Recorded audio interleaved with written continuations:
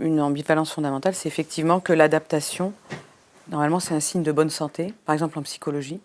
En psychologie, c'est un critère fondamental de la santé psychique, d'être adapté à son environnement. Et il y a un moment un peu compliqué où parfois, en s'adaptant ou en se suradaptant, on est en réalité en train de s'adapter à quelque chose de délétère.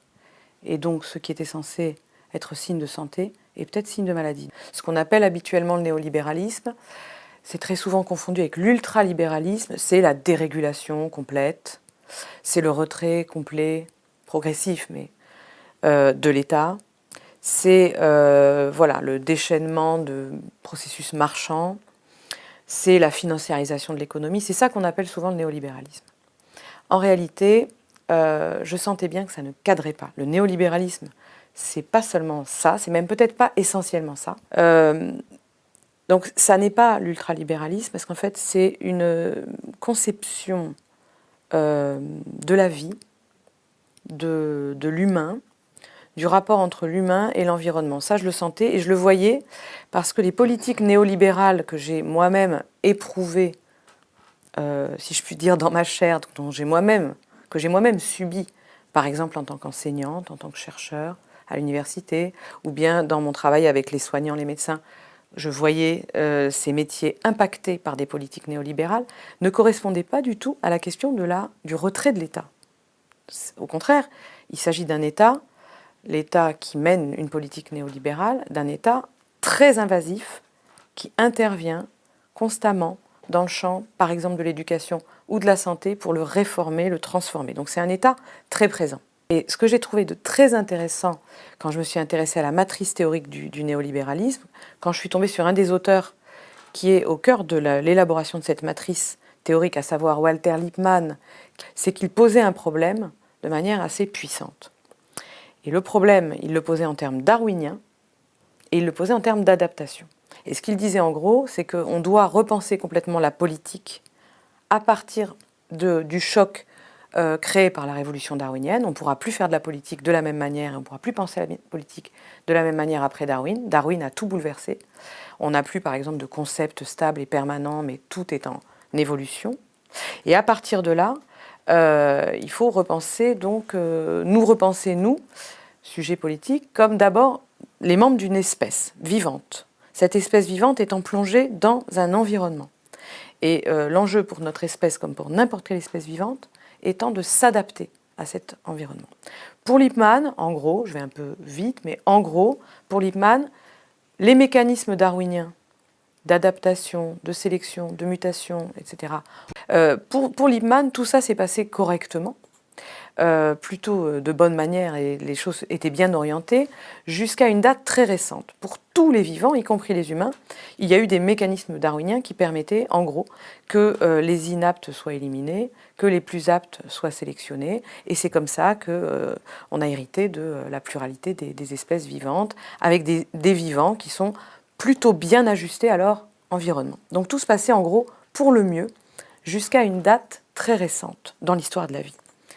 Pour lui, à partir de la seconde moitié du XVIIIe siècle, et pour lui, Adam Smith a parfaitement vu cette révolution, se produit une révolution.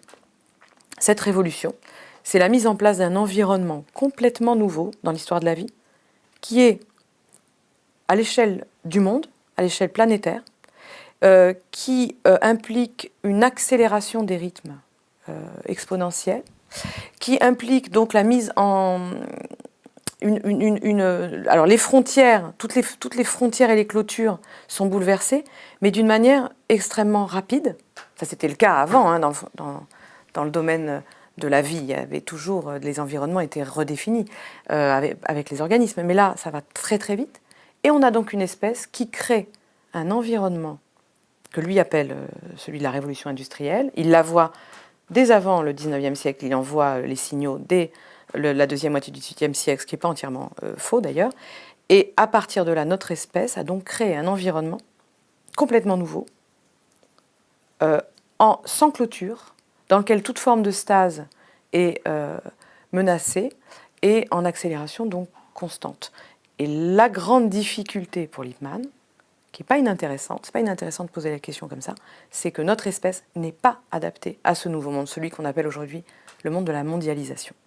Nous ne sommes pas adaptés, ni sur le plan cognitif, nous ne sommes pas équipés sur le plan cognitif, sur le plan psychique, sur le plan affectif, pour supporter l'environnement que nous avons nous-mêmes créé. C'est pour ça qu'on voit la consommation de psychotropes, la consommation de drogues, d'anxiolytiques augmenter, qu'on voit des conduites addictives de plus en plus profondes, qu'on voit des pratiques de violence, y compris de conduite sexuelle déviante, pour pallier à ce stress, parce que notre espèce est dans un milieu qu'elle n'est pas capable de gérer, qui lui crée énormément de stress. Je dirais que pour diagnostiquer n'importe quelle maladie, il faut accepter qu'il n'y a pas une cause. Il n'y a pas une cause à une maladie. Ça peut arriver, c'est très rare. Une maladie, prenons par exemple le cancer, la plupart du temps, c'est multicausal. Donc quand on fait des diagnostics, quand on s'amuse à faire des diagnostics pour trouver la cause unique et trouver le coupable pour ensuite éventuellement l'éradiquer, je pense qu'on fait fausse route. N'importe quelle situation pathologique est multifactorielle. Ceci dit, je suis assez convaincue, même si je n'ai pas de compétences en psychiatrie, que le monde dans lequel nous vivons, l'environnement industriel dans lequel nous vivons, alors industriel, il faut voir ce qu'on entend par industriel, mais ce que Lippmann appelle industriel, à tort ou à raison, à savoir un monde mondialisé, amené à une accélération des flux, des rythmes exponentiels, de sorte que la division du travail devienne complètement mondialisée. Voilà.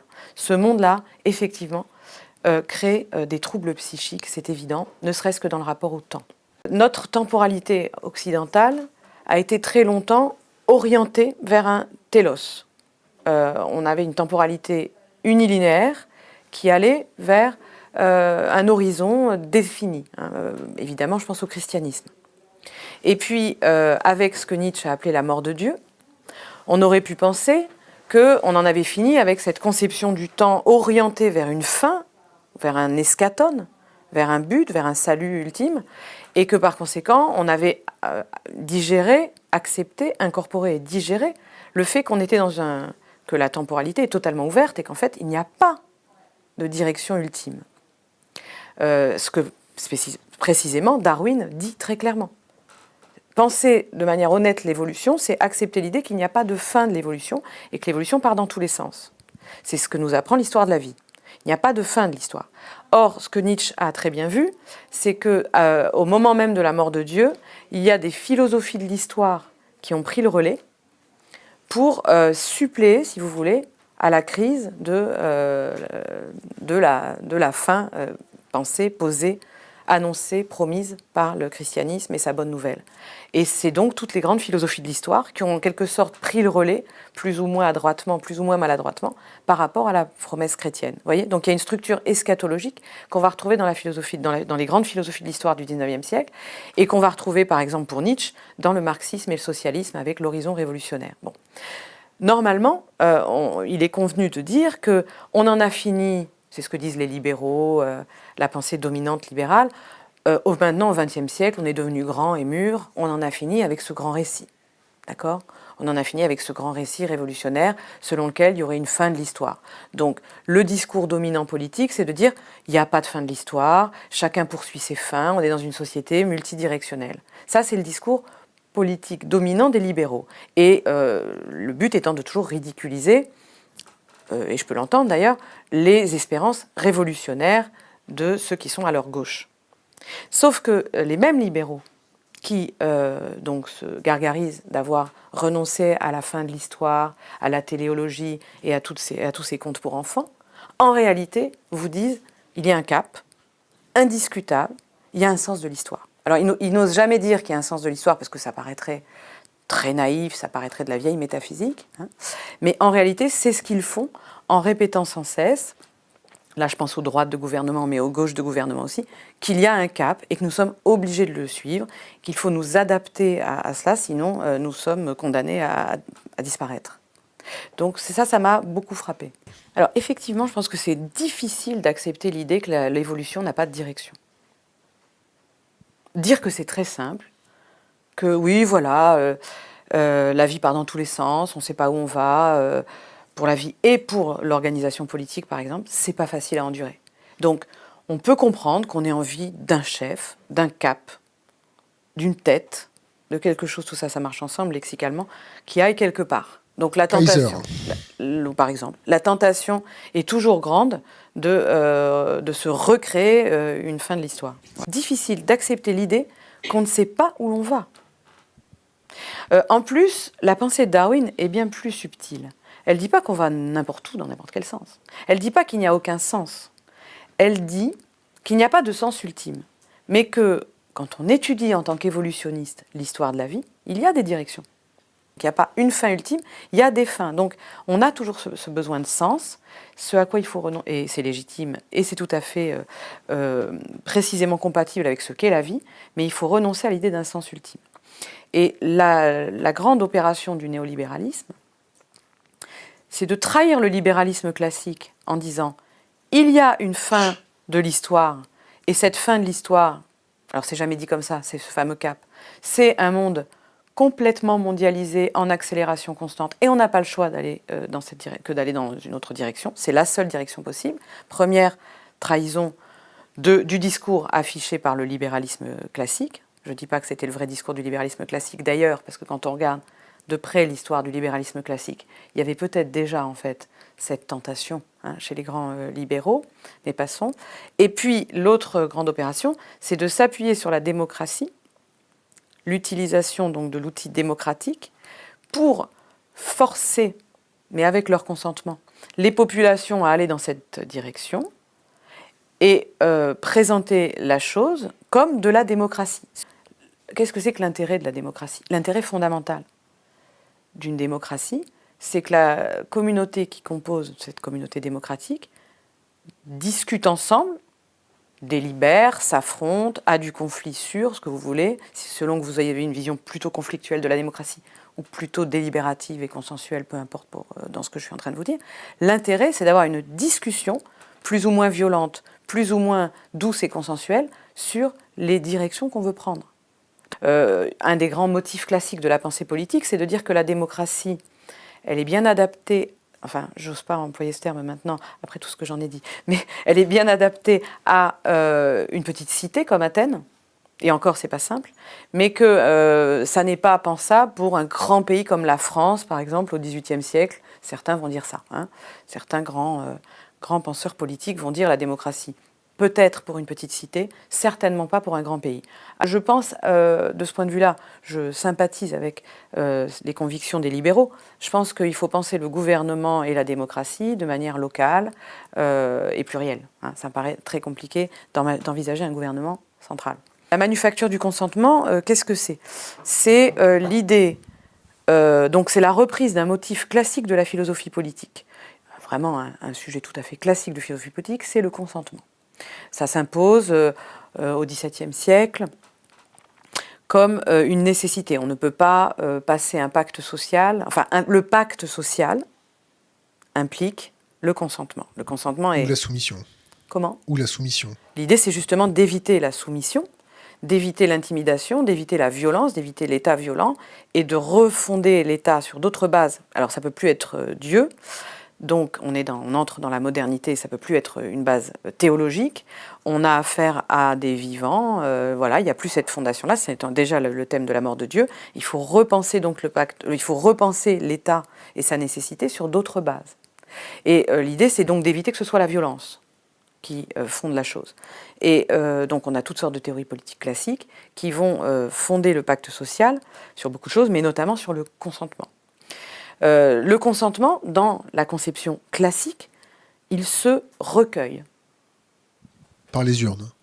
Par les urnes, par exemple, mais pas uniquement. Ça peut être... Quels sont les vecteurs de consentement?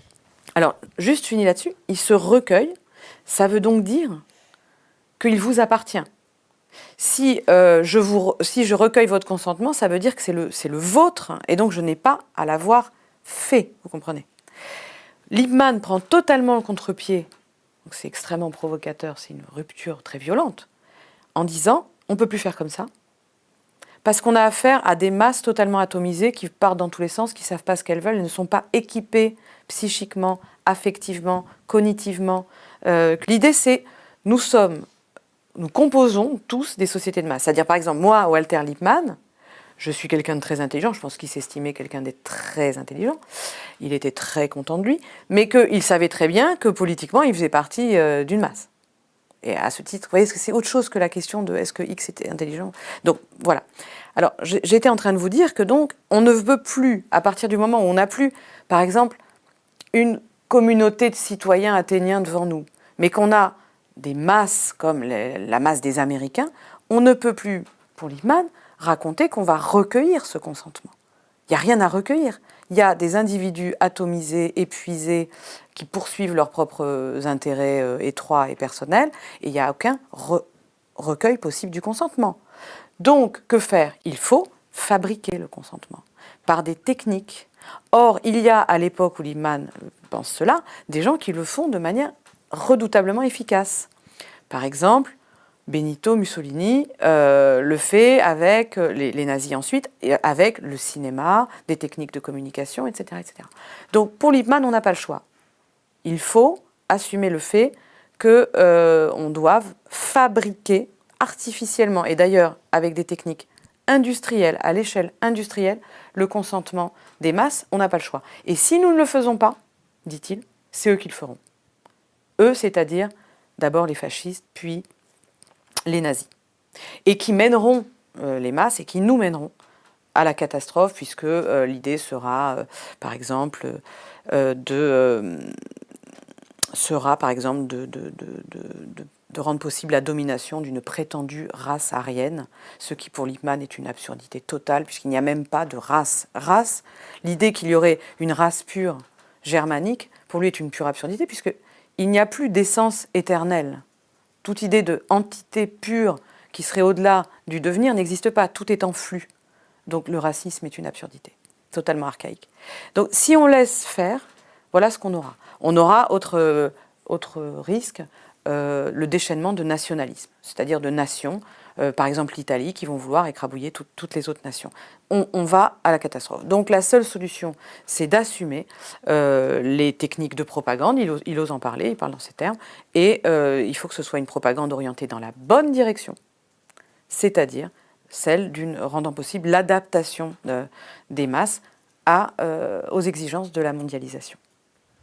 La crise écologique, c'est non seulement le fait qu'objectivement la planète soit en voie de destruction, etc., et ça fait très longtemps, mais le fait que tout le monde en ait pris conscience, et ça fait très peu de temps. Si vous voulez, prenons les années 70, dans les années 70, c'était une minorité de gens qui pensaient que l'écologie, c'était un vrai problème. Évidemment, les grands mouvements écologistes des années 70 étaient puissants, forts, etc., mais ils étaient minoritaires. Ils restaient quand même à la marge de la société. Ce qui est nouveau à partir quand on entre dans le XXIe siècle, il y a une série de chocs, de prises de conscience, etc., qui font que à peu près tout le monde sur cette terre est au courant et sait qu'il y a une crise environnementale. C'est ça que j'appelle la crise environnementale. C'est la crise environnementale, non seulement objectivement, mais dans les consciences. Et c'est ça qui va compliquer les choses. De vote. Comment ? Ce qui va compliquer la subordination de vote. Ce qui va compliquer la tâche au mouvement qui est au pouvoir actuellement, c'est ça.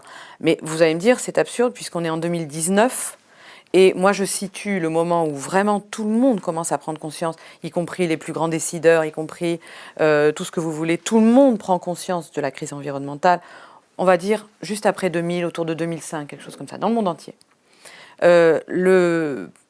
Donc c'est pas logique parce qu'on est en 2019 et les choses se passaient plutôt bien au niveau du consentement pour les gouvernements précédents. Il n'y a pas eu de crise du consentement comme on en a aujourd'hui, même s'il y avait ce qu'on appelle la crise du politique. Et je finis juste là-dessus. Pourquoi ils ont failli ? Pourquoi, par exemple, ils s'exposent à un échec politique, il y a une crise politique beaucoup plus grave que sous François Hollande ? Eh bien, parce qu'ils ont le mérite effectivement d'exprimer le néolibéralisme, ce que faisait Hollande aussi. Hollande était la politique de... C'est la finance, là. Non, mais la politique de Hollande était foncièrement néolibérale, et je pourrais vous le montrer dans le détail. Et d'ailleurs, c'est lui-même qui avait comme conseiller Emmanuel Macron, c'est lui qui l'a choisi, il l'a énormément suivi, et Emmanuel Macron est au pouvoir depuis des années, en réalité. Donc, mais pourquoi ça a fonctionné? Parce qu'en fait, c'était un peu plus enrobé dans de la social-démocratie, c'était un peu moins, si vous voulez, pur. Là, avec Emmanuel Macron, on a une expression vraiment presque chimiquement pure de la matrice théorique néolibérale. Et c'est tellement spectaculaire qu'évidemment, évidemment, c'est plus compliqué.